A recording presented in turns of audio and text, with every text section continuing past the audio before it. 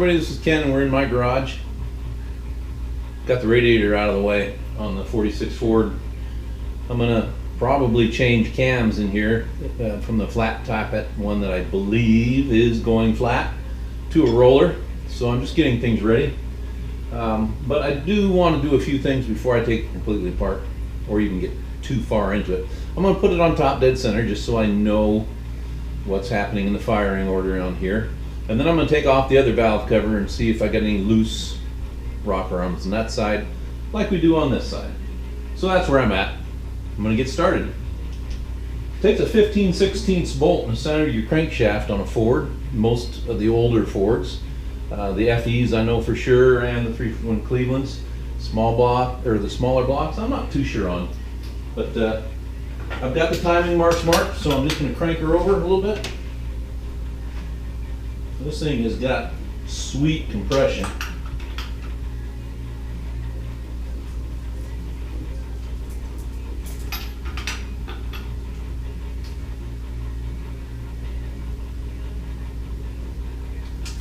Down to 10 degrees now.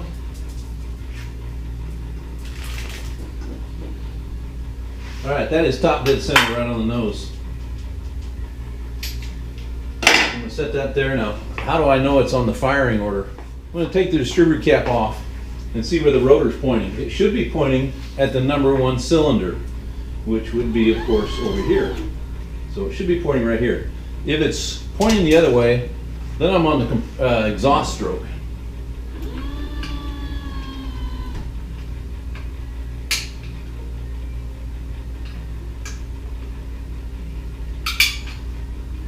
You might have noticed that's not the normal way to take a Ford distributor cap off. That's because it's a Petronix distributor.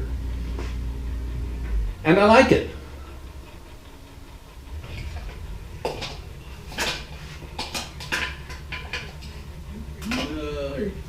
Can you see that? Let's bring you in close. The rotor is pointing right where the #1 spark plug went into the cap. So I know that's #1 cylinder is on top dead center, right? Move you back here. Hopefully we didn't change the view much. Oh, it looks good. All right, now that I know that's on top dead center, when I pull that distributor out and just leave the engine as it is, as I'm getting the cam out and everything, timing marks will be lined up. Everything will work easier.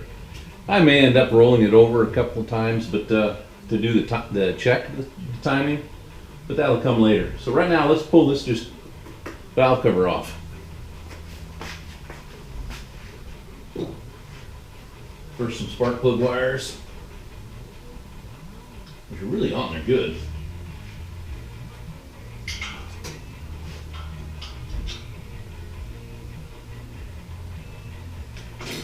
One. All right, what am I doing with the screwdriver in here? These boots are angled, right? So if I put the screwdriver in here against the head and I pry up, it pops the boot off.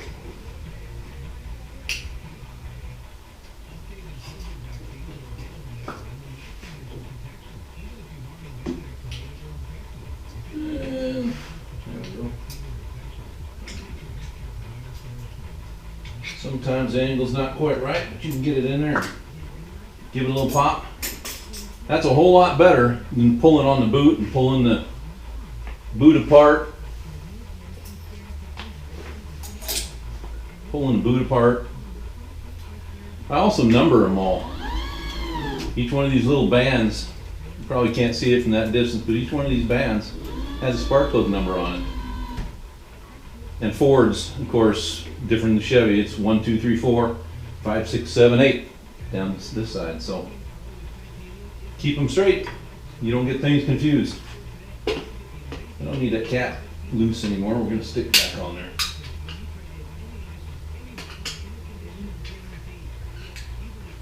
When I pull the distributor cap, I'm just going to leave the cap on there. I know where it's set. These are 7/16, I think, or 3/8. We're going to get something on them.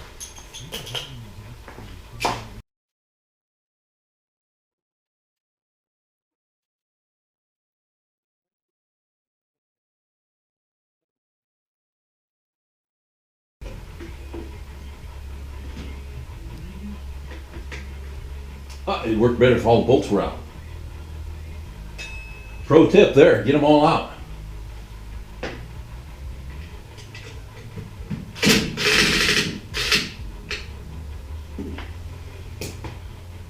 We've got one hiding way in the back. I should have counted. Cleveland's got the most bolts of any forward valve cover.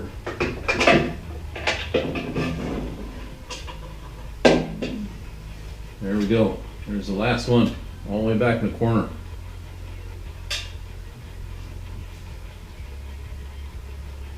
All right, looks clean in there.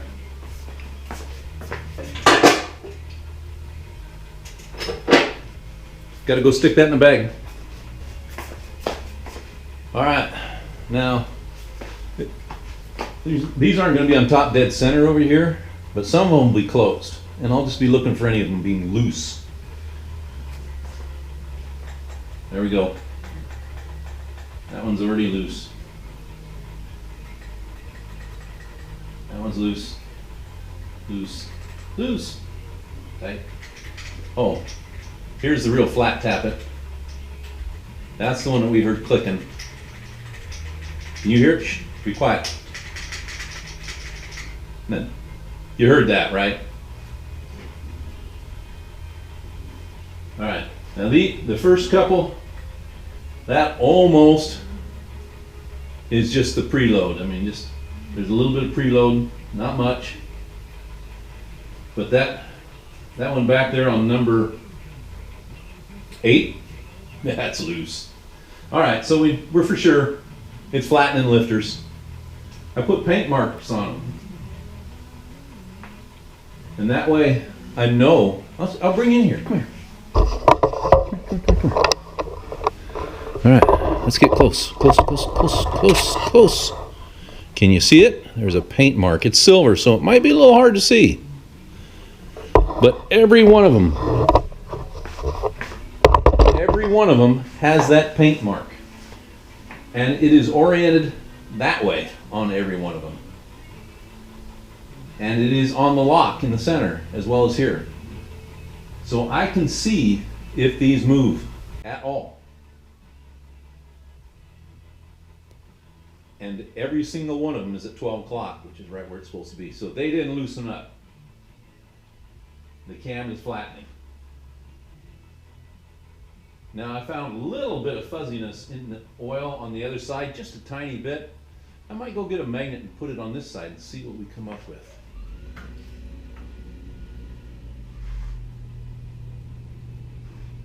And really I'm hoping the metal from the lifters just went down on the pan, went through the filter and got caught. I'm hoping none of it made it up here.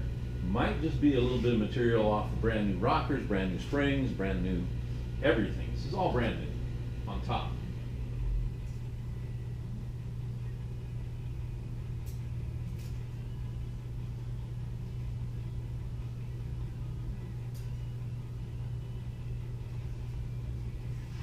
Alrighty. Get really close. Can you see that really close? This is actually pretty clean. That's about as clean. There we go. That's the only fuzziness on this. The other side was more than that. Not a great deal. That's just normal wear on top. So I'm still got great hope that the metal from those flattened lifters and cam is in the pan or in the filter. So I'll pull the filter off next. I don't really have anything that I can cut it open with easily, so we're just going to go ahead with the cam replacement and the filter replacement and the oil replacement, and I'm going to pull the whole thing out because I'm going to flush the block. I don't want any of that metal in there anywhere. I don't want it ruining my cylinder walls. Right now, compression, just static, rolled it over, you know, compression is really good. So, well, dang it, but we're going to put a new, better cam, roller cam. You cannot find a Cleveland cam, roller cam, here in the United States. I looked and looked and looked for, not, I could buy a race cam, but this thing isn't a race car. So I wanted something that had a little thump and, load center in the range of 108-ish. I had to go to Australia. But thank God the Australian dollar is not as strong as the American dollar right now. I got a decent deal, even with shipping. So that's what I did. I got a cam from Australia, got some lifters, Ford Performance lifters, rollers. We'll check out, of course, make sure our spring height accepts what we've got. It's supposed to, spec-wise, but I'll pull a spring off, compress it, make sure there's no coil bind or anything like that. We'll measure from the retainer and keepers to the top of the valve seal, make sure there's enough room there. I'm certain there is. This cam is not a big cam. I think the biggest load lift on it is 567, and then it's hydraulic, so it's actually not going to get there, but we'll check it out still. We want to make it right. All right, alrighty.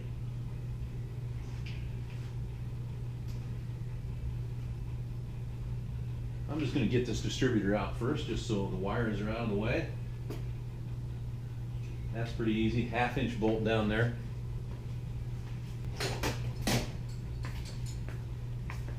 All right. This is a distributor wrench. I don't know if any of you guys have seen this. This is old school.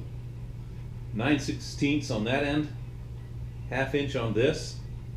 And it looks like this so that you can stick it together in the configurations that you want it in.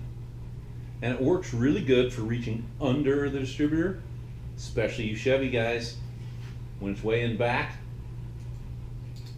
Getting that in there around your intake manifold.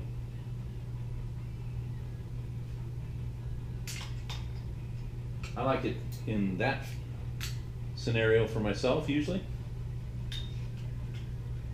Set it in the bolt, give it a little twist, and that sucker is loose. I don't have to be down here with a wrench.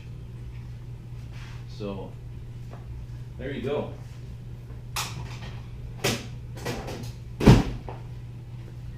Tech tip of the day.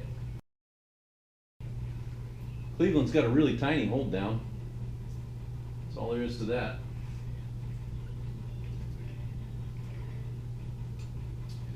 I got it plugged in. Let's find the wires for that. Where to plug it from. There. Only 2 wires? Only 2 wires. Okay. I need to undo the wire on the coil and the trigger wire. I guess that would be. One's power, one's trigger. Okay. I do a little adjustment. Didn't know if I was cutting my head off.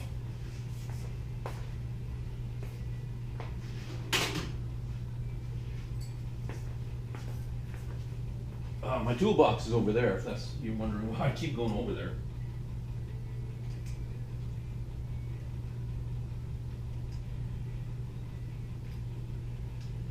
I'm going to try to leave most things together here, pull things out still attached. I'm going to try to get this power steering pump just to lay over to the side.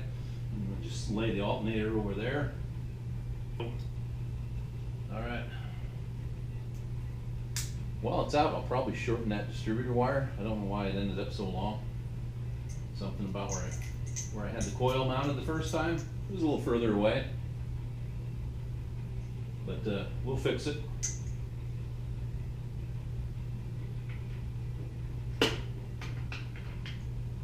All right. Here's another thing. This gear is not compatible with a roller cam. I need a melanized gear on here, which is a shame because it's a brand new distributor. But you get it out by pounding this pin out, then that'll just slip off. And your new distributor gear may come with a pin, and it may come with a hole in it, or it may not, depending on what you order. So we'll give it a shot. But I've replaced many of these. It's super easy. We'll show it to you though when I get a chance. Also, you should check the hole. This is a hexagon shape under here. Because this is a brand new distributor, there's no wear. You also check your play up and down. There's minimal. Side to side, there's none. This is a great distributor. I'm gonna go set it over there. All right, now we got a hole. Plug it. Done. All right, let's get the rest of the things off.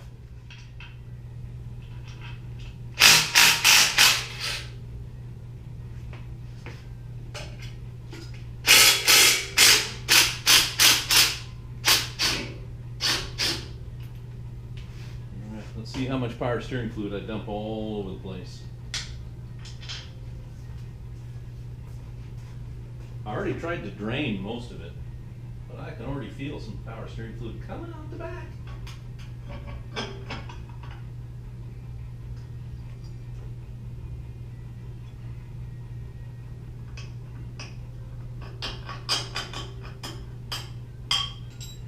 And I had a washer fall on the floor. Spacer, there, I caught it. Yes. Success, it's gonna sit there. So that's where it's going to live for a while. I'll end up probably using some zip ties to make it stay put.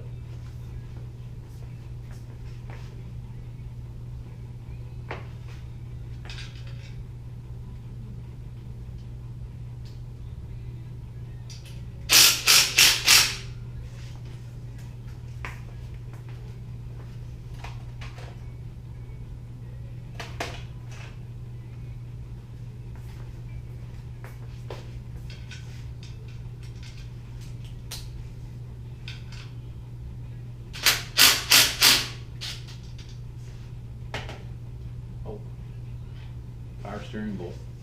We need that. Don't lose it.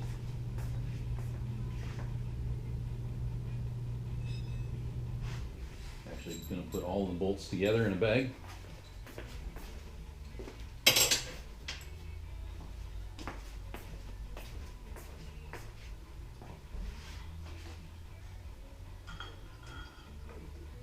Belts, actually stock belts for a Trino.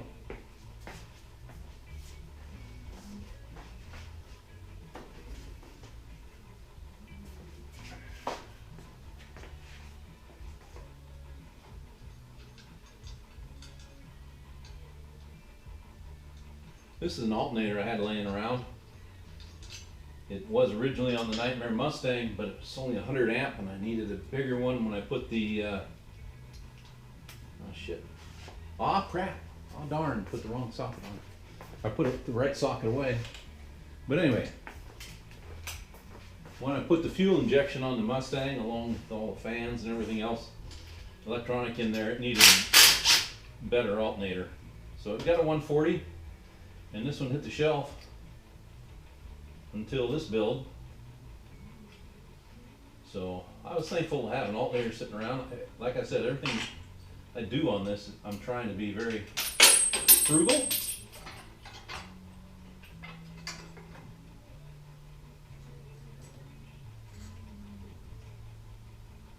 And so far being frugal is working. There's a large spacer went rolling away.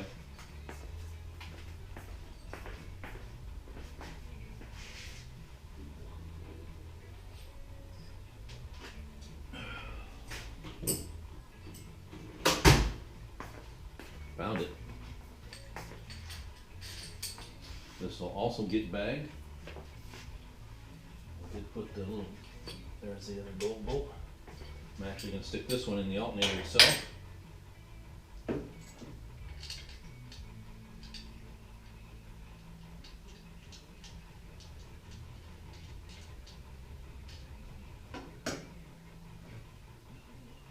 Alright.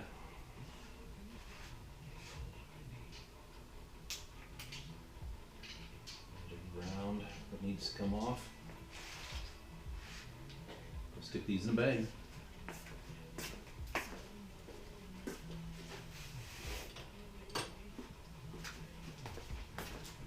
Alright, back.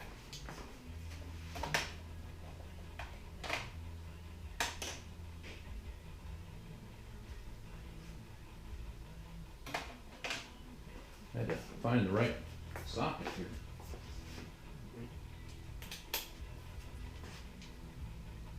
Oh, look at that, I can't reach it. Need a longer extension. You ever wonder why things take so long when people are working on cars? Holy cow. At least we got these now. Definitely speed it up. That was my ground. That's throwing it on the ground twice. I'm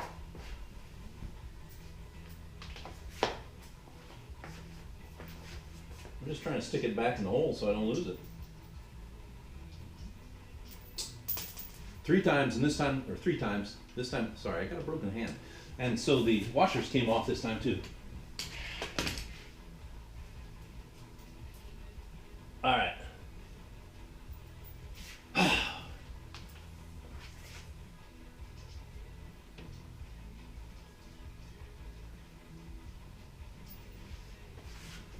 You know how I knew this was a 100 amp alternator? Way down there. It says 100 amp.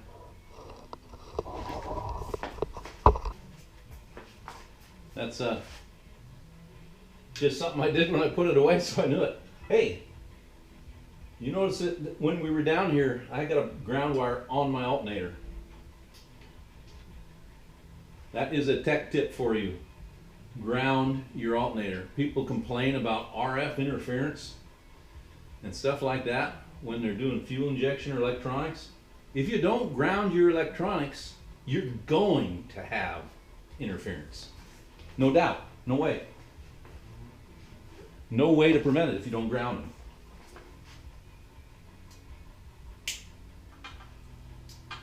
All right, more zip tie cutting because there's zip ties everywhere.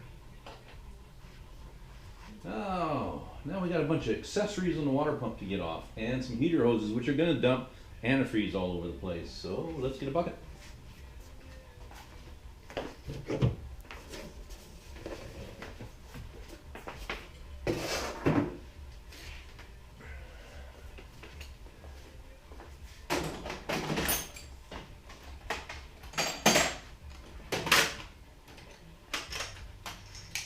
I gotta tell you guys, out of all the fluids there is to deal with, I hate antifreeze the worst.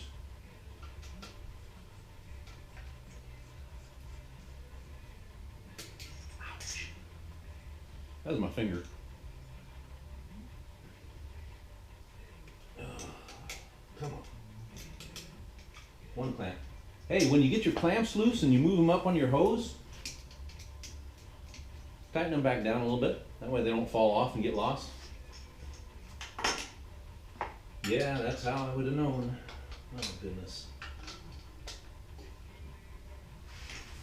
Another tip, don't buy cheap clamps.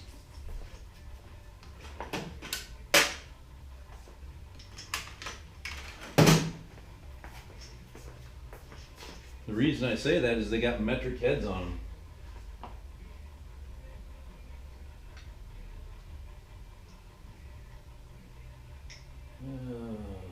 Let's see what we can fit on there.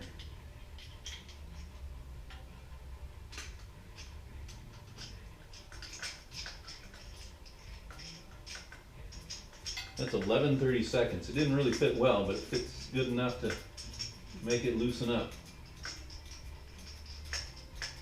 I'd have hunted down a metric, but I didn't want to take the time.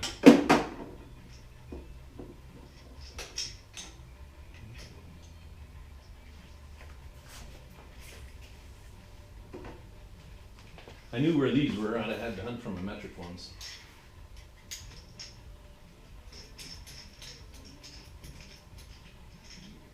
There might actually be a better fit to that. 5/16 wasn't it, but there we go.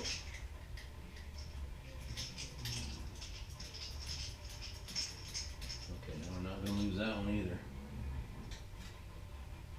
Alrighty.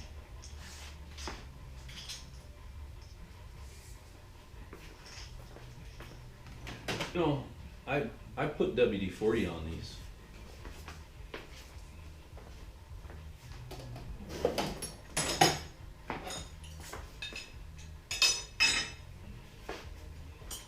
So that they would come off easy. A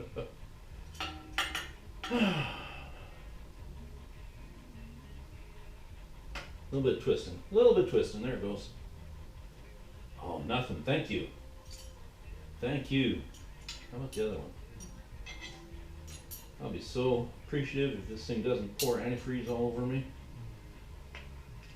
I got the lower rad hose off, that's probably why there's no antifreeze coming out of this one.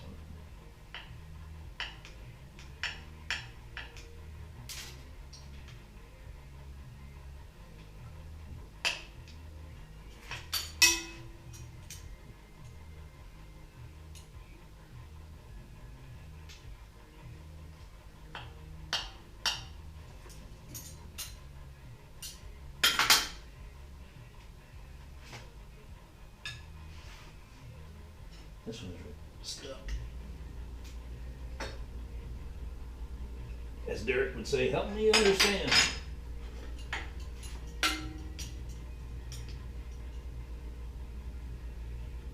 I just want it off. For goodness sakes. Uh-oh. Well, it's coming off now. Let's see, that is that one, so it will be 2 inches shorter when all's said and done. Damn it.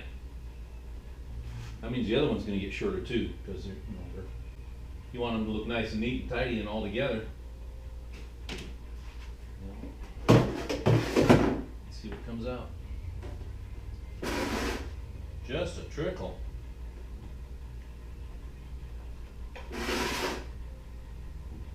Well, that's pretty sweet.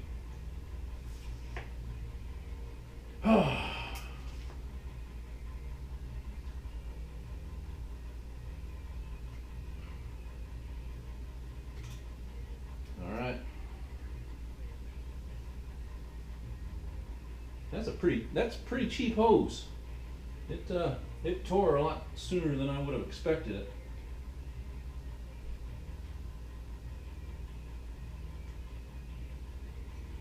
I thought I cut it far enough it would come up. It's weeping, so it should. There we go. Not even rusted.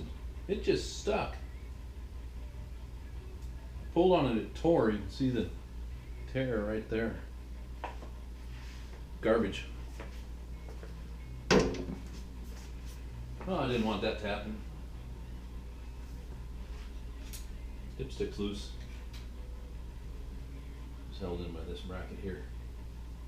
Oh, you know something we need to check out is the thermostat situation.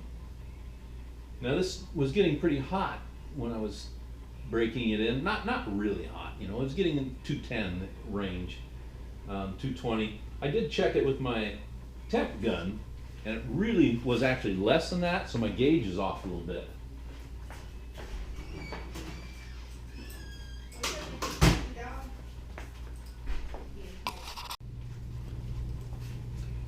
All right, where was I? Well, I was taking things off.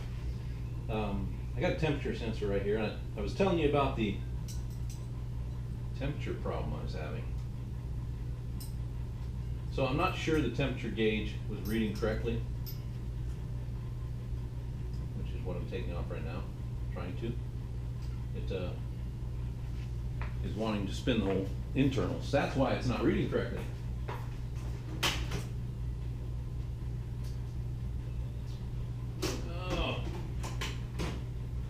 Telling you what. All right, thank goodness I got 2 of these little wrenches, 5/16. The post on the temperature sensor is spinning. So I'm gonna guess that this temperature sensor is probably not reading correctly. But we have a few things to look at first before we go running all half-cocked somewhere.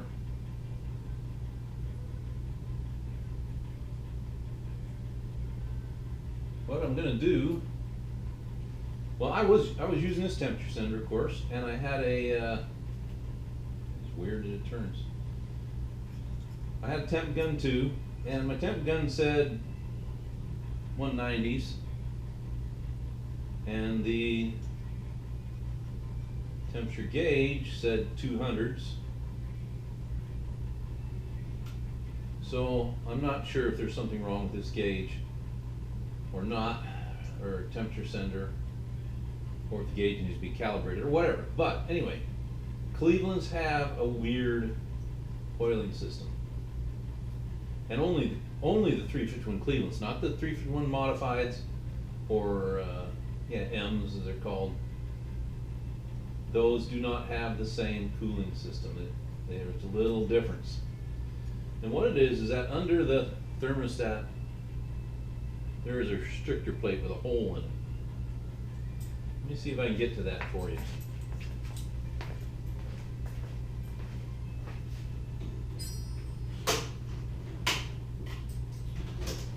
Oh, we need a 1/2 inch.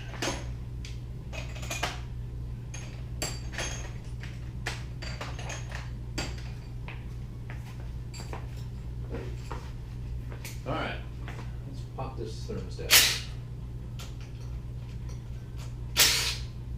Really don't have to do this to change the cam or the intake manifold, but I need to know if that thermostat has the right size poppet in the back.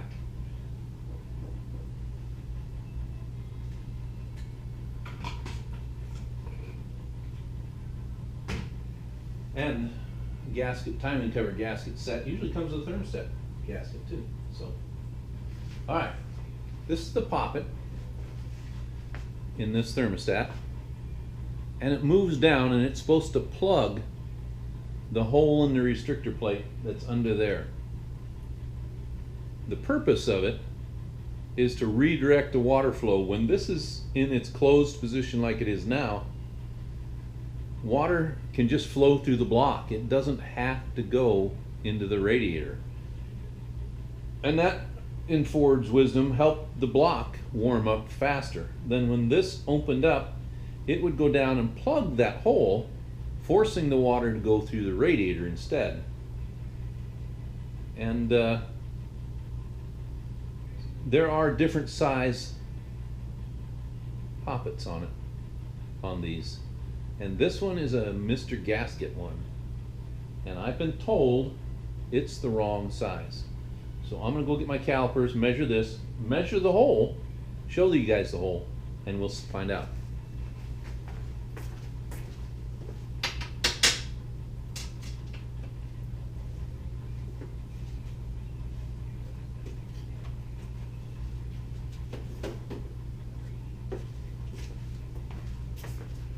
All right. Now that is about, oh, depending on where we put it on, of course. That is just over 1/2 inch. I mean, just barely. That's 35/64. So I don't know if you can see it there, but well, probably was really close. So we know that's just over 1/2 inch. So I'm gonna measure that hole in there, maybe. Oh, I can just look in there and tell you that's bigger.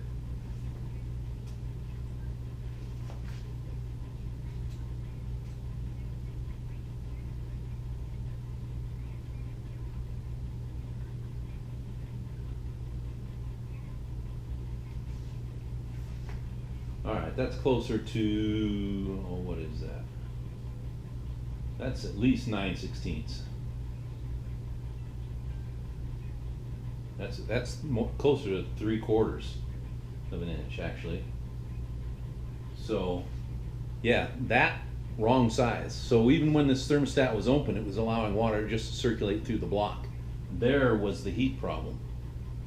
and probably why it showed two different heat levels, because of some of the water was getting out here, and that would have read cooler, but most of the water was staying circulating through the block, and that was hotter.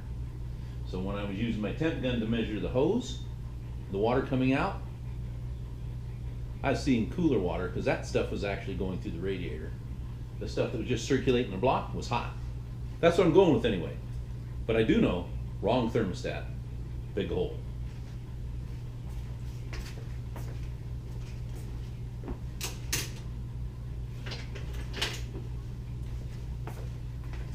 That actually is a very good thing, really.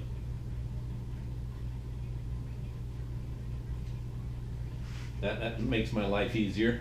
I would get the proper thermostat for that. Everybody says a T. Meyer thermostat is the right one. There is also a flow cooler that has supposedly the right one. So we'll find out. But for now, I know that. That's great. Just start taking the rest of this apart. And I will just do that here on my own. But I will show you guys when it comes time to get the cam out of there.